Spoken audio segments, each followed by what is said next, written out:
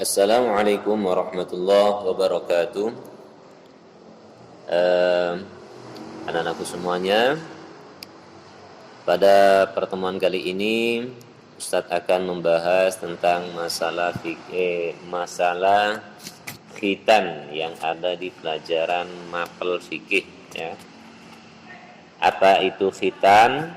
Apa itu pengertian khitan? Sejarah khitan dan hukum khitan serta manfaatnya. Ustadz akan bahas satu persatu.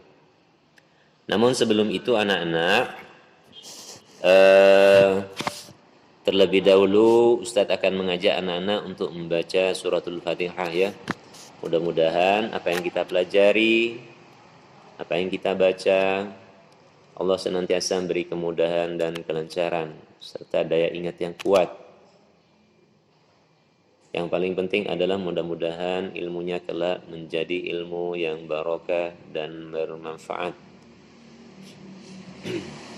Baiklah anak-anak, kita awali kegiatan pagi hari ini dengan baca Al-Fatihah bersama-sama. Diawali dengan ta'awud. A'udzu billahi minasy syaithanir rajim. Bismillahirrahmanirrahim. Alhamdulillahi rabbil alamin arrahmanir rahim maliki yaumiddin. Iyyaka na'budu wa iyyaka nasta'in ihdinas siratal mustaqim. صراط الذين أنعمت عليهم غير المغضوب عليهم ولا الضالين آمين. Bismillahirrahmanirrahim. Baiklah anak-anak, Ustadz akan menjelaskan tentang itu khitan ya. Khitan secara bahasa artinya memotong ya. Biasanya khitan ini identik dengan anak laki-laki ya, karena yang disunat itu hanya untuk orang laki-laki ya. Sedang menurut istilah, apa itu khitan? Atau menurut syariat Islam, khitan pada anak laki-laki adalah memotong kulit yang menutupi ujung kemaluannya. Tapi tidak dipotong semuanya, anak-anak, hanya ujungnya saja. Yang mana ujungnya itu dalam istilah fikih disebut dengan kulfa atau kulub. Kulub itu artinya ujung ya. Kata orang Madura itu dikenal dengan koncok. Ya. Baik. Itu sekedar pengertian daripada khitan. Sedangkan tujuan daripada khitan atau sunat ya. Kalau istilah Madura dikenal dengan sunat ya. Tujuan daripada khitan adalah supaya ujung kemaluannya itu anak-anak ya, khususnya pada anak laki-laki, suci artinya bersih dari najis ya, sehingga tidak ada endapan air seni yang tertinggal di dalam ujungnya itu ya. Baik, itulah tujuan daripada khitan. Sekali lagi Ustaz sampaikan, tujuan daripada khitan itu adalah supaya bersih, tidak ada sisa endapan air seni yang tertinggal di dalamnya ya. Bisa dipahami anak-anak ya? Baik, Ustadz lanjut. Mengingat masalah khitan ini anak-anak adalah merupakan suatu kewajiban bagi seorang anak laki-laki yang berstatus Islam ya. Karena seorang laki-laki atau anak laki-laki Islam itu kelak kalau sudah balik, hukum sholatnya menjadi wajib. Ketika sholatnya sudah menjadi wajib, maka sesuatu yang ada di organ tubuhnya itu seluruh anggota badannya itu harus bersih dari najis, termasuk ujung kulubnya itu ya. Maka dari itu sunnah itu atau sunat atau khitan itu sangat dianjurkan. Ya, bisa dipahami ya? Iya, baik. Sedangkan itu adalah sekedar pengertian daripada khitan. Namun semuanya itu anak-anak ada sejarahnya. Sejarah ini artinya sesuatu yang pernah terjadi sebelum kita lahir, gitu ya. Baik. Dalam suatu riwayat yang sahih, khitan pertama kali dilakukan oleh siapa, Nana? Ada yang tahu? Oh, belum ada yang tahu ya? Oh ya, Ustaz kasih tahu ya. Khitan itu dilakukan oleh Nabi Ibrahim. Baik, sudah tahu ya? Khitan itu dilakukan oleh Nabi Ibrahim yang pertama kali ya. Beliau dikhitan pada usia 80 tahun. Wow, bayangkan anak-anak. Kalau anak-anak dikhitan sampai usia 80 tahun, bisa kabur nanti dokternya itu ya. Nah, tetapi untuk umat Islam pada umumnya, pada saat-saat sekarang ini anak-anak yang dianjurkan adalah ketika anak laki-laki itu berusia 7 sampai 10 tahun. Paham ya? 10 sampai 7 tahun. Kalau pada masanya Nabi Ibrahim itu usianya 80 tahun. Wah, kalau pada usia sekarang ya mungkin sudah jadi kakek-kakek. Jadi kalau sudah genap umur 7 atau sampai 10 tahun, maka kita sudah dianjurkan untuk melakukan khitan. Ustadz, apa ada dasarnya khitan ini? Ada. Apa dasarnya? Ya, dasarnya adalah an Abi Hurairah radhiyallahu an, qala Rasulullah sallallahu alaihi wasallam ihtatana Ibrahim alaihi salam wa huwa ibnu 80 sanatan bil qaddumi. Nah, ini adalah dasar bahwasanya khitan itu sangat-sangat dianjurkan. Ya, bahkan menjadi wajib yang diriwayatkan oleh rawahul Bukhari wa Muslim. Apa artinya, Ustaz? Baik, Ustaz bacakan artinya. Qala Rasulullah sallallahu alaihi wasallam ihtatani Ibrahim. Ya. Sesungguhnya Nabi Ibrahim alaihissalam dikhitan ketika beliau berusia 80 tahun. Ya. Wa huwa ibnu 80 sanatan. 80 sanatan ini artinya 80 tahun. Ihtatani didihitan Ibrahim, siapa Nabi Ibrahim alaihissalam. Ya, dikhitan pada usia 80 tahun bil kudumi, dengan menggunakan alat, atau bil kutumi dengan pisau ya. Kalau dulu Pak pisau, kalau sekarang ada yang pakai laser, ada yang pakai gunting ya, mungkin seperti itu. Itu adalah dasar daripada khitan diwajibkan ya.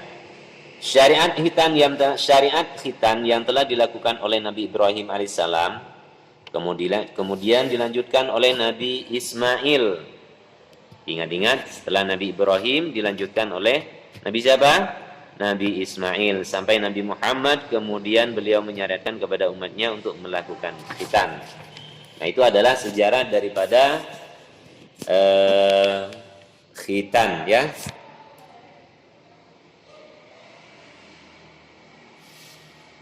Adapun tentang khitan Nabi Muhammad SAW terdapat beberapa pendapat, diantaranya adalah sebagai berikut. Nabi Muhammad dikhitan oleh kakeknya. Siapa nama kakek Nabi Muhammad? Yaitu Abdul Muttalib. Yang kedua adalah Nabi Muhammad dikhitan oleh malaikat Jibril. Ini pendapat ya, sekadar hanya pendapat. Dikhitan oleh malaikat Jibril saat membersihkan dada Nabi Adam yang dibersihkan oleh air apa itu? Yang dari Mekah itu anak-anak. Air Zam-Zam ya, air Zam-Zam. Kemudian yang ketiga adalah Nabi Muhammad SAW lahir sudah dalam keadaan berkhitan. Ini hanya sekedar pendapat saja ya. Nah, itu adalah beberapa pengertian dan sejarah khitan. Kemudian setelah itu anak-anak kita akan belajar mengenai masalah hukum. Hukum ini yang dimaksud hukum adalah wajib atau sunnahnya suatu perkara ya. Kebetulan sekarang masalah khitan, maka kita akan bicara masalah tentang hukum pelaksanaan khitan. Para ulama bersepakat bahwa hukum khitan bagi laki-laki itu hukumnya wajib dan sunnah bagi perempuan. Jadi bagi laki-laki wajib. Nah, ketika sudah kita bicara wajib, maka wajib dilaksanakan. Wajib itu dikenal dengan istilah apabila kita laksanakan maka kita dapat pahala, apabila kita tinggalkan maka kita dapat dosa. Itu namanya wajib, ya. Kenapa? Karena khitan ini berkaitan dengan sholat yang Ustadz sampaikan di awal tadi. Ketika kita tidak berkhitan maka sholat kita tidak akan sempurna, karena di dalam organ tubuh kita ada suatu simpanan najis, benda najis, ya, benda najis. Satu hal yang pasti adalah anak-anak, khitan harus dilaksanakan oleh setiap orang Islam.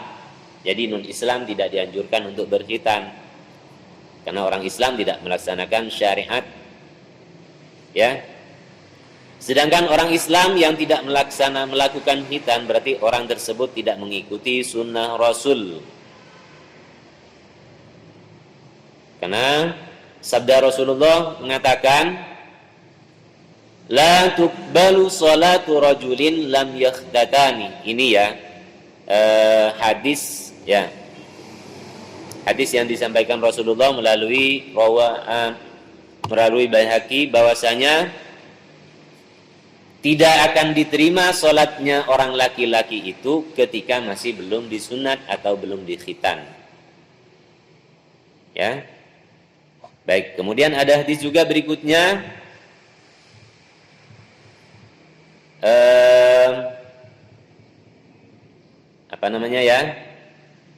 An Abi Malij ibni Usamah an Abi anna Nabiy sallallahu alaihi wasallam qala al-khitanu sunnatu lirrijal makrumatun lin-nisa.